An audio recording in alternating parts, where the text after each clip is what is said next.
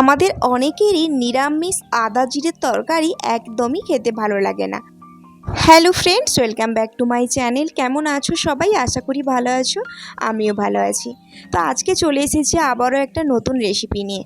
নিরামিষ মানেই আমাদের মাথাতে একটাই চিন্তা থাকে যে আদা জিরের তরকারি কেমন লাগবে, আর তাই নিরামিষ দিনগুলো আমাদের একদমই ভালো লাগে না। তো চলো আজকে তোমাদের সাথে একদম নিরামিষ একটা রেসিপি শেয়ার করব।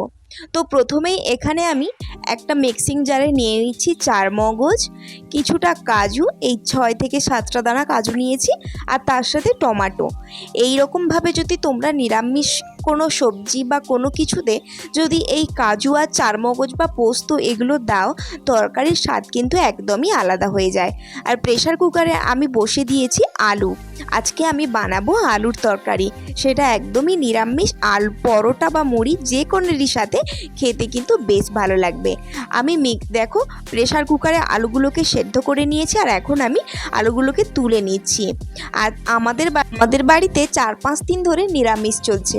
তো আমার তো এবেলা ওবেলা সারাক্ষণ এটাই মাথাতে ঘোরে, আজকে নিরামিষ কি বানাবো বা কালকে নিরামিষ কি খাবো, কি বানাবো, এটাই সারাক্ষণ মাথাতে ঘোরে।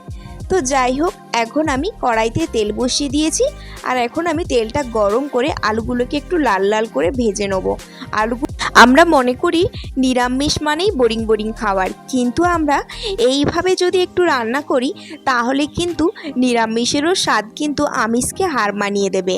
আর নিরামিষ খেতেও কিন্তু আমাদের একেবারেই বোর লাগবে না, শুধু একটু আলাদা আলাদা মশলা দিতে হবে।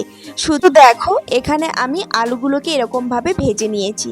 যেহেতু আলুগুলো একটু বেশিই সেদ্ধ হয়ে গেছিলো, তাই ভাজার সময় একটু একটু ভেঙে গিয়েছে। তোমরা মোটামুটি একটু একটু শক্ত থাকবে সেরকমভাবেই ভেজে নেবে। তো দেখো আলুগুলো ভাজা হয়ে গিয়েছে, এবার আমি ওই কড়াইতে আর একটু তেল দিয়ে দেবো। তোমরা চাইলে এই তরকারিটা কিন্তু তোমরা সর্ষে তেলে করতে পারো, আমি সাদা তেলেই করছি। প্রথমেই আমি এখানে 1 থেকে 1.5 চামচের মতো আদা আর জিরে বাটা দিয়ে দিচ্ছি। নিরামিষ তরকারিতে কিন্তু আদা জিরে বাটা মাস্ট। তারপরে আমি একটু লবণ দিয়ে দিলাম, হলুদ গুঁড়ো, পরিমাণ মতো লঙ্কার গুঁড়ো দিয়েছি। আর তোমরা এখানে কাশ্মীরি লঙ্কাও দিতে পারো, আমি এখানে কাশ্মীরি লঙ্কা ইউজ করিনি। তারপরে অল্প একটু জল দিয়ে মশলাটাকে ভালো করে কষিয়ে নেব। মিক্সিং জারে কাজু, 4 মগজ, টমেটোর যে পেস্ট করে রেখেছিলাম ওটাও দিয়ে দেবো, আর মিক্সিং জারটা একটু ধুয়ে দিয়ে দিলাম।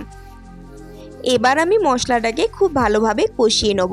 যতক্ষণ না মশলা থেকে তেল বেরোয় ততক্ষণ পর্যন্ত কষাতে থাকবো। তো দেখো আমার মশলা কষানো হয়ে গিয়েছে, এবার আমি আলুগুলো দিয়ে দেবো। আলুগুলোকেও আমি 1-1.5 মিনিটের মতো মশলার সাথে কষিয়ে নেব। যখন কষানো হয়ে যাবে তখন এর মধ্যে আমি জল দিয়ে দেবো, আর এটা কিন্তু একটু মাখো মাখোই বেশি ভালো লাগবে। তো দেখো আমার প্রায় আলুটা মশলার সাথে কষানো হয়ে এসেছে। এবার আমি এর মধ্যে জল দিয়ে দেবো। জলটা খুব একটা বেশি দেবো না, কারণ আলুগুলো আগের থেকে অনেকটা সেদ্ধ হয়ে আছে, তাই পরিমাণ মতোই জল দেব।